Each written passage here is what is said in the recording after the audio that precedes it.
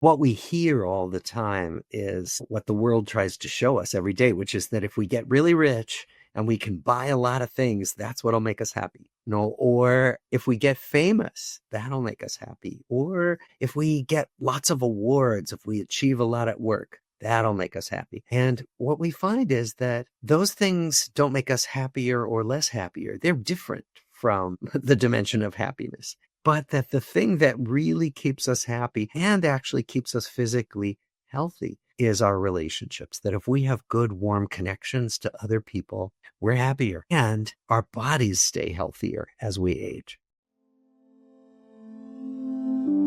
Collective Insights is a voyage through topics and technologies revolutionizing human well-being. Groundbreaking approaches for a better world and a better life await you. Welcome to Collective Insights. Hi, I'm Dr. Dan Stickler. Before we get into this week's episode, I wanted to share with you about a protocol I'm passionate about in my practice. Now, everyone wants to slow down aging, but most of us aren't sure how to do it the right way. And there's something that I recommend that everyone can do, and it takes just 2 days a month. It's a bodily cleanse that helps get rid of old defective cells, these cells we call senescent cells. They're shown to be related to so many symptoms of poor aging. This is something that all of us need to address as we age. This bodily cleanse is a supplement which contains a group of ingredients that we call senolytics. New research on aging and longevity, including a clinical study on Qualia senolytic, shows that senolytic supplementation can play a huge role in enhancing how we age. Senolytic ingredients help our body flush senescent cells, supporting repair and rejuvenation from muscles to joints to even how we feel every day. To learn more about senolytic research and to try Qualia senolytic risk-free for 100 days, go to qualialife.com/podcast offer and use the code podcast for an additional 15% off. Hey, this is Greg, and we're back today, and our guest is Robert J. Waldinger, an American psychiatrist, psychoanalyst, and Zen priest. He is a part-time professor of psychiatry at Harvard Medical School and directs the Harvard Study of Adult Development, one of the longest-running studies of adult life ever conducted. And he's also the author of a book, The Good Life, which we're going to discuss with him today. Welcome to our show, Doctor. Thanks. I'm glad to be here. I wanted to start off just because, I'd heard of the Harvard study, but had no idea how long it had lasted and everything that had gone into that. So can you start really discussing the Harvard study, since that's really the research that a good amount of your book, The Good Life, is built upon? Yeah. The study is, as far as we know, the longest study of the same people that's ever been done. It started with 724 young men, expanded to their spouses and now their children. But it began in 1938, and it began as two studies that didn't even know about each other. One was a group of Harvard College sophomores, 19-year-olds, who were thought by their deans to be fine specimens, and it was meant to be a study of normal development from adolescence to young adulthood. And now, of course, we think, normal development, so you study all white guys from Harvard. That's not exactly a representative sample, but that's what we started with. And then the other study was begun at Harvard Law School. And it was a study of how some children born into really disadvantaged families in the city of Boston in 1938 managed to stay on good developmental paths. So both of these groups were studies of young men's development along healthy lines and trying to understand what allows people to develop well. What are the things that would predict who's going to develop into a healthy adult and live a healthy life and who isn't? So that's where we started. And now we've followed over 2,500 people, 86 years, and we're still going. Having grown up not too far outside of the Boston area, it was really interesting to read some of the participant stories that you highlight in your book. Yeah. It's really fun. When I first started, I'm the fourth director. And when my predecessor, George Valiant, asked me if I wanted to direct this study, he said, come to my office and just look through one person's files. And it was the most exciting thing I've ever done. It was reading about somebody's life, starting when they were a teenager and flipping through pages and seeing what happened as they got into their 70s. So it's really pretty wonderful to be able to study these lives. Can you just share a little bit with the listeners about some of the advantages of this type of long-term study that's looking into the entire life history of many, many people over decades, almost coming up closer to a century than even decades? Yeah. Well, most of what we know about human life, we know from asking people to remember their pasts. And that's perfectly reasonable to ask people that. But, think about all the things you forget. I mean, what did you have for dinner a year ago tonight? Like, you're not going to remember unless it was a very special night, right? And so most of what happens to us, we have to forget. Our brains just don't have room for all of it. But some of what we don't remember turns out to be really important. So if we can follow people forward and year after year check in with them about their lives and study them again and again, what we find are things that we would not get if we just asked people to remember their past. In the book, you get into some details of why our memory in certain ways isn't great at especially predicting what would make us happy or fulfilled. Absolutely. Well, there's a good study of this that's in the book that I expect you are referring to. A study of how we're not very good at knowing what's going to make us happy. There was a research group in Chicago who studied people on their daily commute on the Chicago rail system. And a lot of people commute to work on the train in Chicago. And what they did was they took two groups of people, comparable groups, and they assigned one group of people to do what they normally did during their commute, like look at their phones or listen to music or read a book. And the other group was assigned to talk to a stranger. And they asked people, how much do you think you're going to like this? And the people who were assigned to talk to a stranger did not think they were going to like it. So people did their commutes. When they got off the train, the researchers asked them, how do you feel now? The people who were assigned to talk to strangers were significantly happier when they got off the train than the people who did what they normally do. And it's a good way of reminding us that we're often not very good at realizing that, connections with other people are going to make us happier than we expect they will. I know I don't have many opportunities to be on a train, but I've had a few long train rides in Europe, in Spain or Portugal, as an example, and have always had just amazing interactions with those strangers on the train, so to speak, that I've met. Circumstances. And in one case, it was my mother and I and the couple across from us, because there was a kind of a table. We were at the pivot point in the train where everyone on one side was facing one direction and we were facing in the other. And by the end of the train ride, they invited us to get together with them if we were ever back in Sevilla, which was their home. Yeah. One thing I think it lends itself to this was just the opening question that at least I made of note of from your book. And it was, if you had to make one life choice right now to set yourself on the path to future health and happiness, what would it be? And I wanted to lead with that question just to first get some answers of things that people thought you would make them happy. Like, what are some of the things that you've heard repeatedly? And then you maybe share with the audience the big picture answer you found from your research. Well, what we hear all the time is what the world tries to show us every day, which is that if we get really rich and we can buy a lot of things, that's what'll make us happy. Or if we get famous, that'll make us happy. Or if we get lots of awards, if we achieve a lot at work, that'll make us happy. And what we find is that those things don't make us happier or less happier. They're different from the dimension of happiness.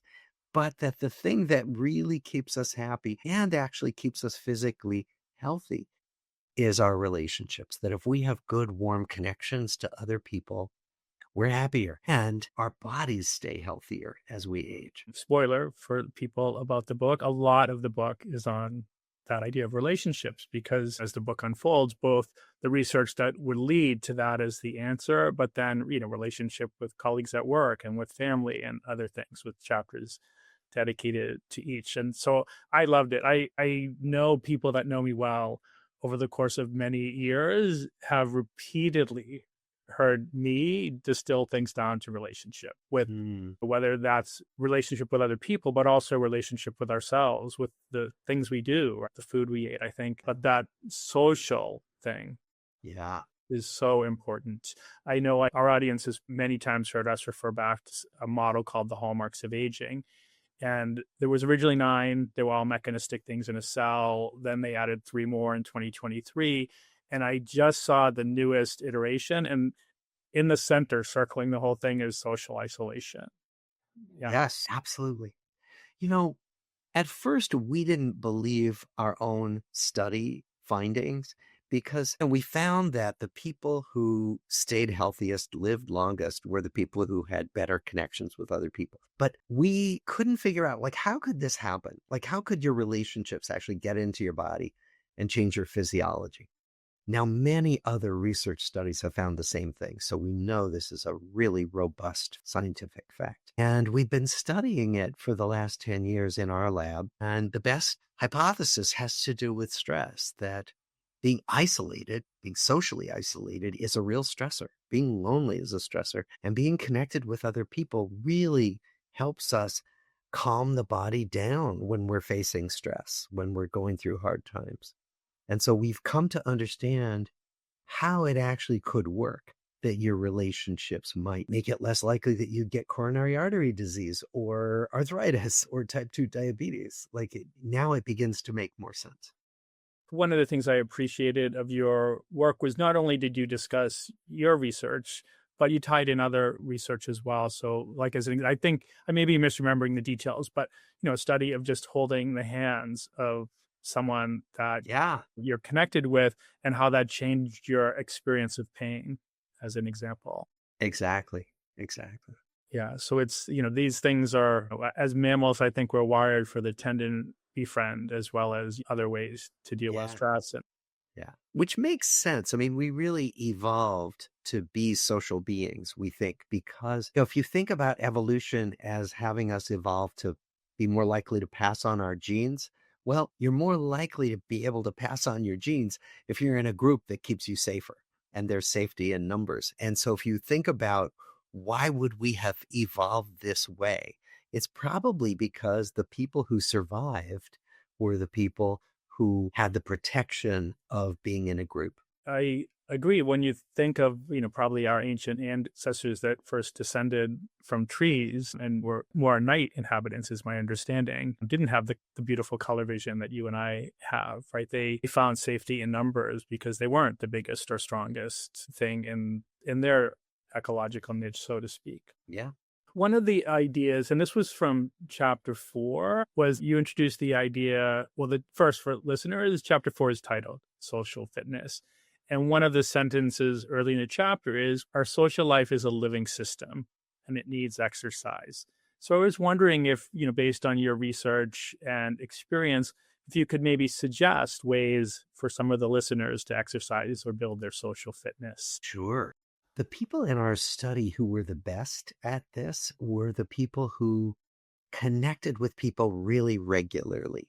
So they made it a point to stay in touch with people, to keep people current about their lives, and to stay current with other people's lives. So back when we were studying the World War II generation, there weren't texts, there weren't emails, there were phone calls, and people would meet up. And we can still talk to people on the phone, we can still meet up, but now you can text people and you can email. One of the things people can do right now, when you get through listening to this podcast, you can just think of somebody you'd like to connect with who you haven't been in touch with in a while, and just send them a text or an email saying, hi, I just was thinking about you and wanted to connect.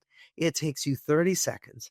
And you'll be amazed at how often you get back something positive, and it may strengthen a connection. You may find yourself making a dinner date or, doing something that you wouldn't otherwise do because you just took that moment to reach out. And you could decide you're going to do that every day on your commute, or if you go to the gym regularly, you're going to make it a point to meet a friend there. Or, there are just all kinds of ways you can build people time into the things you already do in your life to stay more in touch. I think it's such brilliant advice. I know my Sunday when I'm home in Oceanside, California, I go to the same coffee shop, Jim First coffee shop.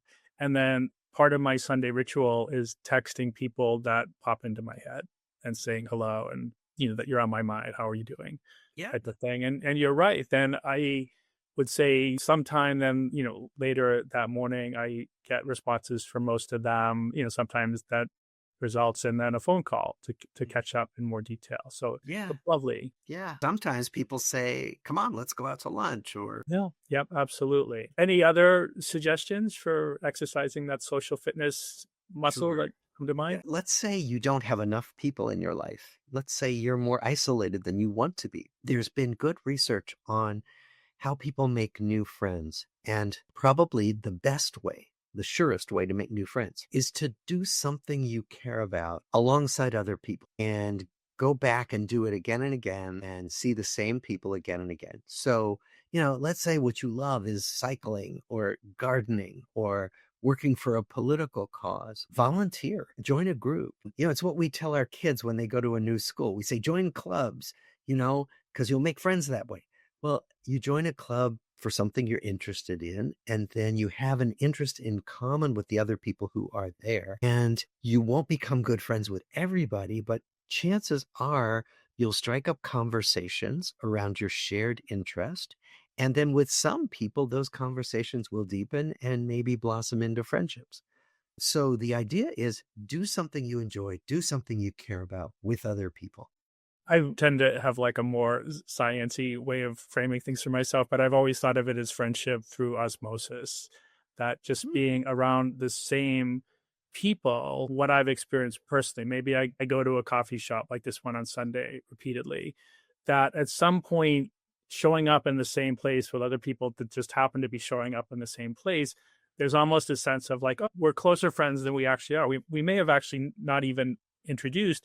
At some point, it just feels like we know each other. And that's the gateway to friendship for me. Maybe you have a shared interest in the coffee at that coffee shop. Yeah. Or the environment, or, yeah. Something to talk about. Yeah. Yeah. For me, going to yoga classes, or particularly, I'm a big fan of the restorative yoga. And I'll see the same people that tend to gravitate to that particular style. And then it becomes easy over time to make new additions to the Greg circle of friends. Mm-hmm. Mm-hmm. Exactly. I do want to touch on some different things that really stood out to me in your book that I think our listeners would love. So one was, you mentioned in the book that the happiest and most satisfied adults in the Harvard study were the people that were able to turn the question of what can I do for myself into something more like what can I do for the world beyond me. So do you have any stories or things related to that come to mind? Yeah. So we had one study participant who he had a skill for fixing computers, and he was kind of isolated, and he was living in an assisted living place, older man, and he didn't really have anybody in his life, but he had this old computer, and there was this kid hanging around who didn't have any money, didn't have much in the way of resources, and he gave the kid his used computer and fixed it up for him. And then realized, oh, this is something that gives me a lot of pleasure. So he started getting people's old computers, refurbishing them, and giving them away to people who wanted computers, who needed computers. And what he found was that using this skill and giving to other people gave him huge amounts of gratification. And it was kind of a surprise. Like, he was sort of a curmudgeon. He didn't expect to like doing this, and he really enjoyed it. And it made him feel like he was giving something to the world that was useful. Oh, that's lovely. I know for me, increasingly, if someone were to say, like, Greg, what's your real job in life, not like your role at Qualia and developing products and hosting podcasts, but it would distill down to something along the lines is like, my main and most important job is to touch other people's lives. And that can be done in many different ways, which research has shown.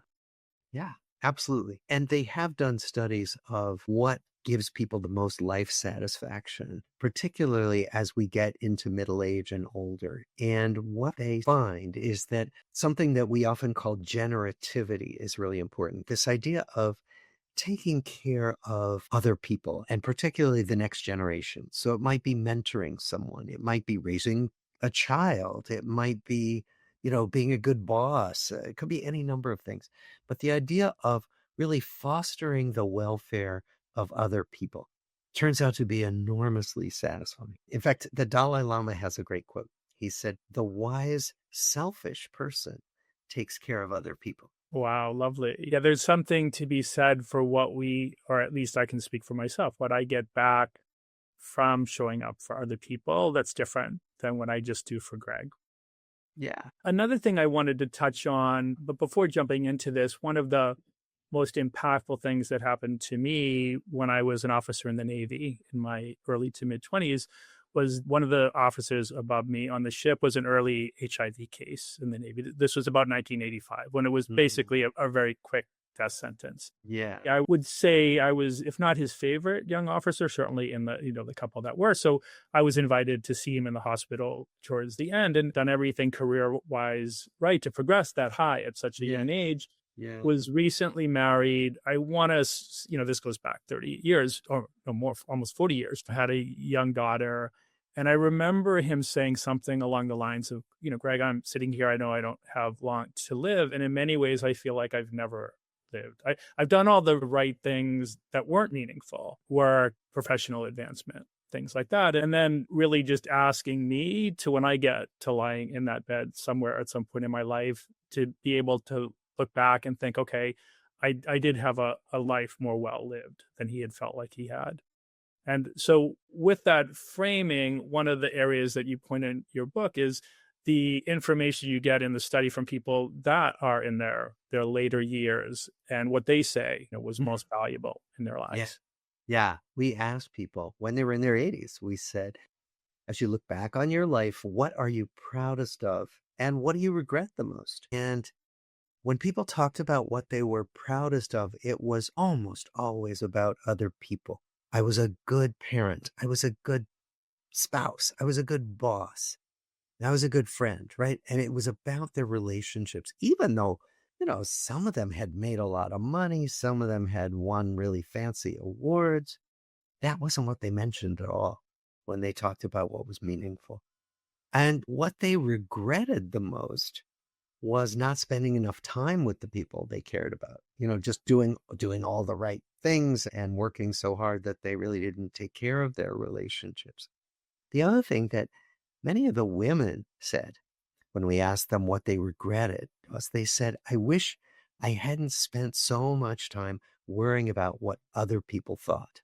That idea of living as authentically as you can while you can. Brilliant advice too, right? I think that to me falls into that relationship with myself type of category. Yeah, right? Like absolutely. Accepting me for who I am. And, the way I would think of it now, there's only one, as far as I know, Greg, that can show up in my unique way. And that's good and all right. Yeah. And I need to do that as much as possible. You know the Oscar Wilde quote, you probably do, which I love. He said, be yourself. Everyone else is already taken. I'd not heard that. That's lovely. I really like it. Yeah. Yeah. So the next thing I wanted to touch on was something you point out that comes from also the work. And it's what you referred to as 2 pillars of happiness revealed in the Harvard study. One was love, and the other is finding a way of coping with life that does not have us push love away. Yeah. So can you speak a little more about that? Yeah. So love will emerge naturally in our lives if we're treated well and we are open to it. Love will happen. It could be loving, a beautiful flower. It's blooming right now in my yard. It could be, loving an animal, certainly loving other people. One of the problems is that many of us can develop habits of protecting ourselves. We're afraid of getting hurt. And so we can develop the habit of pushing love away in all kinds of ways. I mean, I'm a psychiatrist, and so I know about defense mechanisms. And defenses are often ways of coping with anxiety. And one anxiety that many of us have is the fear that if we let ourselves be vulnerable, we'll get hurt. And so a lot of the work I do with people in psychotherapy is to help them see the ways that they may be putting up walls, putting up barriers, pushing people away because they're afraid. And then people go away, or people feel confused and wonder, why aren't you accepting my friendship?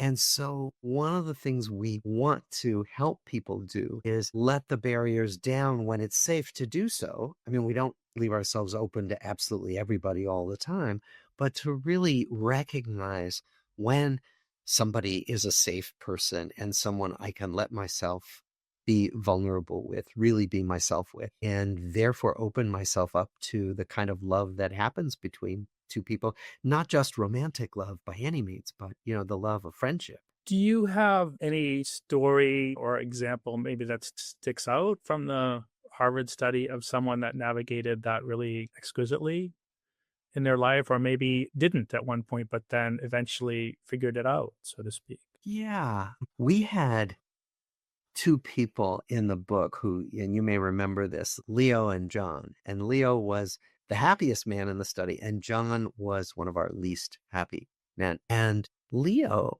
just enjoyed his relationships. So he wasn't famous, he wasn't fancy, he didn't become rich. He was a high school teacher, but he loved his students. He had a warm relationship with his wife. He had 3 daughters who he loved teaching his grandkids to sail. And all of that was about opening himself to the good stuff in relationships. John, on the other hand, was very bright, very accomplished, but never quite felt that he fit in the world. And he kept his distance from people. And he had 2 marriages, both of which were unhappy. He tried it once and it didn't work, and then he tried it again and it didn't work. And John never really understood why he felt that people didn't want him. But he did things then because of that feeling. He did things to keep people at a distance. There were people for whom this changed. So Leo was always a well-connected, related person, and John was always pretty much a distant guy. We did have one man who thought, I'm no good at friendships, and he never really had much in the way of relationships. And then in his 60s, when he retired, he joined a gym, and he found a group of people who he felt really comfortable with. And they were kind of his new tribe, his people. And he said, for the first time in my life, I have friends. And he didn't just go to the gym with them. They would go to concerts. They would do all kinds of things together. And he felt like he finally had people he felt comfortable with and that he could rely on. So it did change. And I think one of the things about our book is that the last chapter of the book, the title is It's Never Too Late, because we have many stories in the book of people who thought they were no good at relationships. And then when they didn't expect it in their lives, they found people who they cared about, who cared about them, and they had relational lives that were good. One of the things I loved about the book was that message that it was never too late. So thank you for, making that a big point of emphasis towards the end of the book. But for listeners, that message is woven in many of the stories even earlier in the book. So Yeah. And I'm sure, some listeners have examples. I know I do. My extended family of people, for whatever reason, maybe we'll call it Irish temper, that kind of abandoned relationships, but were able to heal those before the end. And, Yeah. super important. That's the other thing. Healing relationships is so useful. It's so good. If you can stop holding on to the grudges and really let yourself just come back around and say, hey, let's try to work this out, that there's such relief, because often we use up way too much energy maintaining rifts, maintaining feuds. And we found people who felt so liberated when they stopped doing that, when they made up with people who they had been at odds with. And I think sometimes it can be challenging when we feel harmed or hurt, like, oh, the other person should step forward and apologize to me. And what I found, with my siblings, I have 4 brothers and sisters that are alive, is that anyone that gets the ball rolling and like, sorry, my bad, helps everyone else. So I will always try to, once I get out of the storm of emotions, be like, my bad, like, you're too important to me. Let's make this right. That's so important. And that my bad is really, it's never all one way. One person is never always completely at fault. We all participate in problems in relationships, just as we all contribute to the good things in relationships. So to be able to say, for my part of the problem, between us. I'm really sorry. And I'd like to heal this. And what I've found, and maybe this is just I've been fortunate, but when I do that, the other person often takes responsibility for things they were deflecting about as well. Yeah, Right? It frees up their energy. exactly. And there's often a lot of relief. You can feel the freeing up of energy. Like, I don't have to be holding on to this grudge anymore. Yeah. Yeah. And it's so important, like you said, that, I hope it's sinking in to listeners. Like relationships are one thing, maybe circumstances with, let's say we've not aced our diet or biohacked all these other things that you hear people talk about. We're all capable of healing and developing great relationships moving forward. Absolutely. So another thing, and this kind of stuck out to me and a bit maybe because I thought of it as counterintuitive, but it was the idea that the tendency to avoid thinking and talking about difficulties in middle age was commonly associated with negative consequences more than 30 years later. I guess it ties back into that idea of our showing up as our authentic self in a way, but I thought that was interesting that it had such a strong predictive in moving forward into the future. Yeah. Well, it's the pattern of suppressing feelings. It's the pattern of turning away from difficulties rather than trying to work them out that sets up stress in the body. And so we think that's why over time our health breaks down, not just our bodily health, but our brain health. That actually the people who were better at facing toward difficulty when difficulty came along, those are people whose brains stayed sharper later on. When I've tended to use the word congruence, I'm sure I'm not using it like technically correctly, but it's the idea that I've used. And congruence or its lack would be, okay, this is what's going on. This is what I'm feeling, but I'm not going to share about it to this important person. And in my family, my mom was the share of all good news and the hoarder of all bad news. So the bad news didn't get shared, right? It just hubbed in her. So then what might happen is, months, years later, I'll find out that a sibling was going through this really challenging thing that they didn't share with me. They shared with my mom. She kept it to herself. And often it was the harder things in life that have created the more solid footing of a relationship with me, especially my much younger siblings that I didn't have the privilege of growing up. There's a wide gap between me and my youngest sibling. And so I think like sharing authentically, just not only the good but our challenging situations in my personal experience has built a stronger degree of caring and relationship in that vulnerability than only sharing the good things. Absolutely. Absolutely. I mean, we know that that's the case, that if you can see somebody through a hard time they're having, if they can help you through a hard time, those are so bonding in terms of then you realize you can trust each other, you're grateful to each other, you'll help each other out the next time, that creates bonds that are so much more important than just the good time bonds. Not that good time friendships, there's anything wrong with them, those are great, but that many of us want something more than just somebody to have a beer with, or to kick around the soccer ball with, that it's having someone to lean on that's really important. In fact, we asked people at one point in our study, who could you call in the middle of the night if you were sick or scared? List everybody. And most people could list several people. Some people couldn't list anybody. But what we know is that all of us need at least one or two people in our lives who we really can lean on, who we feel like they'd be there if I ever needed help. Because that's a part of feeling secure in the world. Yeah, I agree. And I hope there's more than a handful of people out there that know that I'd pick up the phone. Yeah. Another thing I wanted to touch on was in the book, it mentions that you found there's two types, particularly, of emotional categories that stood out for predicting the health of a relationship. And the words you used were empathy and affection. So could you describe a little bit of what that means and what you found in your work? Yeah. So we're talking about good relationships, right? And you could imagine, well, my relationship has to be smooth all the time. There can't be any conflict. We can never argue. But of course, that's not true. That any relationship of any importance has disagreements in it. So at one point, we asked couples to come into our laboratory and argue with each other. And we actually asked them, what are the things you usually argue about? So it could be housework, it could be kids, it could be sex, whatever. And choose one and then talk about it for 10 minutes. And we're going to videotape you having this discussion. So the couples would quickly forget about the video cameras and they were just off to the races having their argument.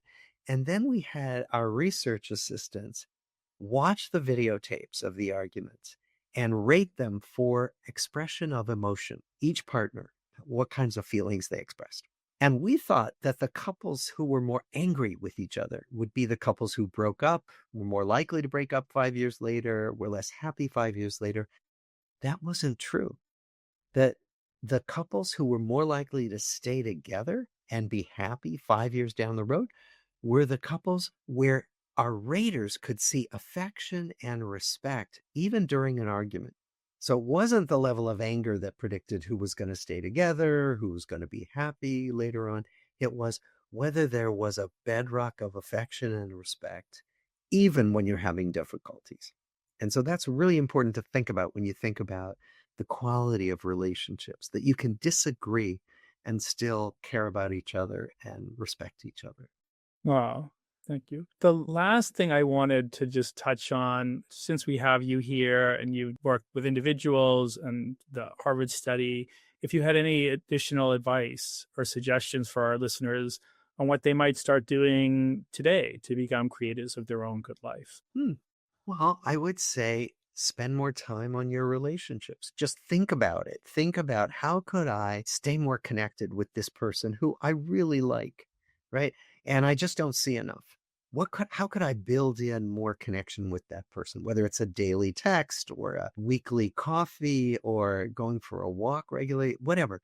Just think about how could I do that with maybe more than one person. That might be the first thing. And the other thing, if you feel like you don't have people in your life, is where could I sign up for something, some volunteer work or some hobby where I could meet new people? So those would be the two things I would have your listeners think about. Excellent. And have you seen in the Harvard study, because obviously, COVID and the lockdown and almost then enculturating some people to being less social, has that shown up in your work yet? And if so, have there been strategies that you've seen helpful for someone that may have become, I guess, more habituated to being less social or less focused on relationships? We have, remote work is, as we know, much more common. That means people stay at home. And there can be a growing reluctance to go out. I used to commute to work every day. I don't do that now. And I notice in myself, I don't really want to drive into the city. I'm going to have to park. I'm going to have to, fight traffic. I used to do that every day. And so it is a little bit of a muscle that needs to be exercised, and think of it. I think each of us can think about how have we maybe closed down our lives a little bit and could we open them up again, connecting with people, but also just going places in the way that we used to go places, being out in the world, because the temptation is to stay at home, and watch Netflix or whatever we do to stay at home. And really what we know is that we're happier and we're more energized if we spend some of our time out in the world. So I agree 100%. And wanted to put a final plug in for your book. For listeners, it's The Good Life. I really enjoyed it and felt really grateful for you and your co-author writing it. So with that final plug, is there any other final words you have for our listeners or a place that would be a good place for them to follow your work or if they're interested? Well, people could come to my website. It's just robertwaldinger.com. And, I've got a lot of things on there, videos, talks, writing, Dharma talks. I give talks to my Zen group. And so those recordings are there. There are a lot of things if people are interested in more.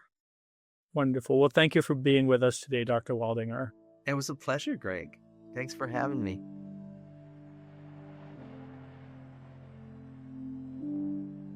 This podcast is for informational purposes only. The podcast is not intended as a substitute for professional medical advice, diagnosis, or treatment. You should not use the information on the podcast for diagnosing or treating a health problem or disease, or prescribing any medication or other treatment. Always seek the advice of your physician or other qualified health provider before taking any medication or nutritional, herbal, or homeopathic supplement, and with any questions you may have regarding a medical condition. Never disregard professional medical advice or delay in seeking it because of something you have heard on this or any other podcast. Reliance on the podcast is solely at your own risk. Information provided on the podcast does not create a doctor-patient relationship between you and any of the health professionals affiliated with our podcast. Information and statements regarding dietary supplements have not been evaluated by the Food and Drug Administration and are not intended to diagnose, treat, cure, or prevent any disease. Opinions of guests are their own, and this podcast does not endorse or accept responsibility for statements made by guests. This podcast does not make any representations or warranties about guests' qualifications or credibility. Individuals on this podcast may have a direct or indirect financial interest in products or services referred to therein. If you think you have a medical problem, consult a licensed physician.